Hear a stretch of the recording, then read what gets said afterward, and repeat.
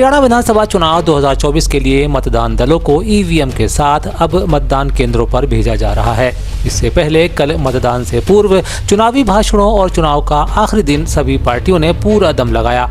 अब जब 5 अक्टूबर को हरियाणा की सभी 90 विधानसभा सीटों के लिए मतदान होना है, पुलिस प्रशासन और चुनाव आयोग पूरी तरह मुस्तैद दिखाई दे रहा है। मित्रों, आप सबको नवरात्रि की बहुत बहुत शुभकामनाएं। किसानों को लेकर सियासी बिसात पर यूं ही मोहरे नहीं बिछाए जाते। इसकी वजह है राज्य और केंद्र में राजनीति में किसानों की अहम भूमिका होना। मध्य प्रदेश में विपक्ष पहले ही किसानों को लेकर मोर्चा खोले हुए है। ऐसे में किसानों को लेकर केंद्रीय कृषि और ग्रामीण विकास मंत्री शिवराज सिंह चौहान ने किसान हित में कई घोषणाओं की जानकारी दी है। केंद्रीय मंत्री ने बताया कि जल्द ही केंद्र सरकार डिजिटल एग्रीकल्चर मिशन गठित करने जा रही है। इससे रेवेन्यू विभाग का अमला किसानों के रिकॉर्ड और फसल नुकसान के सर्वे में हेरफेर नहीं कर सकेगा। उनका कहना है कि इससे किसानों के वास्तविक नुकसान का पता चल सकेगा, जिससे उन्हें सही मुआवजा भी मिल सकेगा। माता रानी सब पर कृपा और आशीर्वाद की वर्षा करे। पूरा देश इस समय भक्ति के भाव में डूबा है। कल हमारे प्रधानमंत्री नरेंद्र मोदी जी महाराष्ट्र के वाशिम से किसानों के खाते में जो प्रधानमंत्री किसान सम्मान निधि की 6,000 रुपये की राशि डाली जाती है, उसकी 2,000 की किस्त डालने वाले हैं। 20,000 करोड़ रुपए से ज़्यादा कल किसानों के खाते में महाराष्ट्र के वाशिम से पूरे देश के किसानों के खाते में डाले जाएंगे। मध्य प्रदेश के ग्वालियर पहुंचे केंद्रीय मंत्री मनसुख मांडविया ने कहा है, इस समय प्रधानमंत्री मोदी के नेतृत्व में देश बदल रहा है, देश आगे बढ़ रहा है, नए भारत का निर्माण हो रहा है। देश 2036 के ओलंपिक के मेजबानी के लिए तैयारी कर रहा है। ऐसे में प्रधानमंत्री मोदी ने लक्ष्य रखा है कि अगले 10 साल में देश खेलों में टॉप 10 में हो और देश आज़ादी के 100 साल मनाए तो देश खेलों में टॉप 5 में हो। के लिए शिक्षा दीक्षा दी जा रही है, उसमें आज दीक्षांत समारोह में मुझे उपस्थित रहना है। वर्तमान समय में मोदी जी के नेतृत्व में देश बदल रहा है, देश आगे बढ़ रहा है, नया भारत का निर्माण हो रहा है। देश 2036 में ओलंपिक्स की तैयारी कर रहे हैं। ऐसी स्थिति में 10 साल में भारत ने, आदरणीय प्रधानमंत्री जी ने लक्ष्य रखा है कि देश स्पोर्ट्स सेक्टर में 1 से 10 क्रम में आए। और जब देश आज़ादी का शताब्दी वर्ष मनाता हो, यानी कि देश आज़ादी का 100 वर्ष पूर्ण करेंगे, तब देश स्पोर्ट्स सेक्टर में 1 से 5 क्रम में आएंगे। उस उपलब्ध मुख्यमंत्री डॉक्टर मोहन यादव ने आज सीहोर स्थित VIT भोपाल यूनिवर्सिटी में आयोजित 5वें वार्षिक दीक्षांत समारोह में सहभागिता कर विद्यार्थियों को उपाधि व मेडल प्रदान किए हैं। साथ साथ उन्होंने विद्यार्थियों को उनके उज्जवल भविष्य के लिए भी शुभकामनाएं दी। संस्थान अपनी स्थापना के बाद से ये न केवल हमारे प्रदेश का गौरव है, बल्कि हर एक विद्यार्थी की जिसका एक बार इस इंस्टीट्यूशन में एडमिशन हो जाए, उसका प्लेसमेंट पक्का है। ये मध्य प्रदेश में अतिथि शिक्षकों पर लाठीचार्ज और 2 अक्टूबर को FIR के बाद इस पर राजनीति गर्म है। विपक्ष इस मामले को कतई राहत देने के पक्ष में नहीं दिखता। ऐसे में आज सोशल मीडिया पर शेयर किए गए पूर्व मुख्यमंत्री शिवराज सिंह चौहान के वीडियो को लेकर भी दिन भर गर्मागर्म बहस जारी रही। इसे प्रदेश कांग्रेस के चीफ जीतू पटवारी ने शेयर किया है।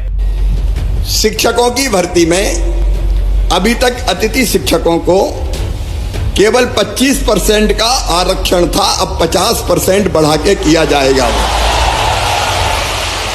क्योंकि जो पढ़ा रहे हैं, जो अनुभवी है, वर्षों का व्यवहारिक ज्ञान जिनको है, अगर वो भर्ती होंगे तो मैं समझता हूं कि वो बेहतर ढंग से बच्चों को पढ़ा सकेंगे। यही नहीं, चीफ जीतू पटवारी ने अतिथि शिक्षकों पर लाठीचार्ज किए जाने को बर्बरतापूर्ण बताया है। वे कहते हैं कि यह एक सरकार की तानाशाही है। जिस अतिथि शिक्षकों को चुनाव से पहले नियमित करने के वादे शिवराज सिंह चौहान ने किए थे, उनका अब पालन नहीं किया जा रहा। रात में लाइट बंद करके लाठियां बरसाना, यह क्या संदेश है? यह पूर्ण रूप से बर्बरतापूर्ण है। भोपाल में अतिथि शिक्षकों के साथ जो अन्याय हुआ, जो लाठीचार्ज हुआ, जो अराजकता हुई, ये एक तरह से तानाशाही है।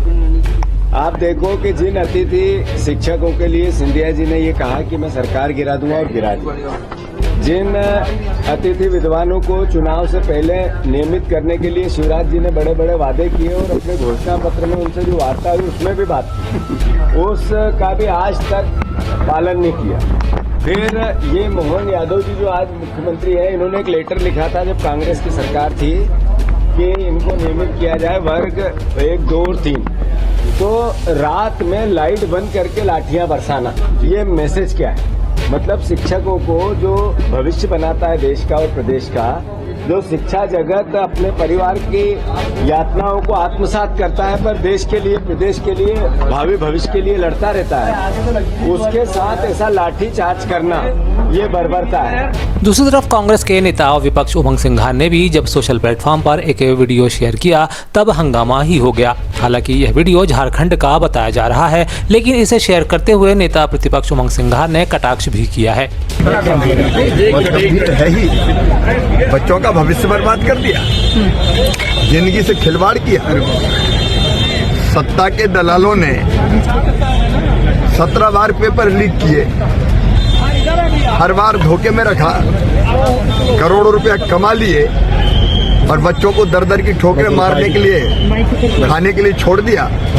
ये यहाँ का युवा बर्दाश्त नहीं करेगा। यहाँ तो बिना लिए दिए कुछ होता ही नहीं है। बोलो जी तुम क्या क्या खरीदोगे, यहाँ हर चीज बिकती है।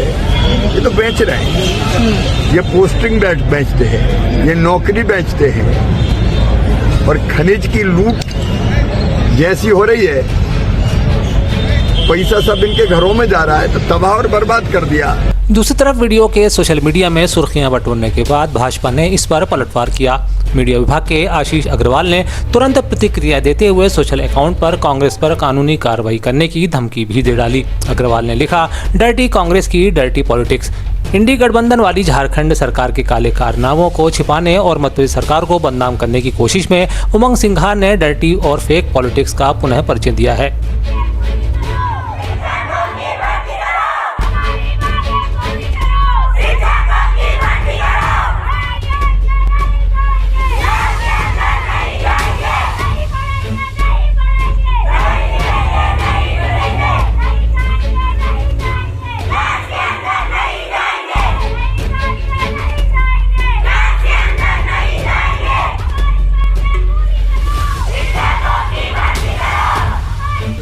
एक तरफ जब अतिथि शिक्षकों को लेकर राजनीति की जा रही है, तब दूसरी तरफ शिक्षकों की अनिवार्यता को लेकर स्कूली बच्चों ने भी मोर्चा खोल दिया है। तस्वीर सिवनी के केवलारी की बताई जा रही है, जहां स्कूली छात्रों ने शिक्षकों की तुरंत भर्ती की मांग की है। बच्चों का कहना है कि इससे उनकी शिक्षा प्रभावित हो रही है। इस दौरान बच्चों ने नारे लगाकर शिक्षक की तुरंत भर्ती की मांग भी की है।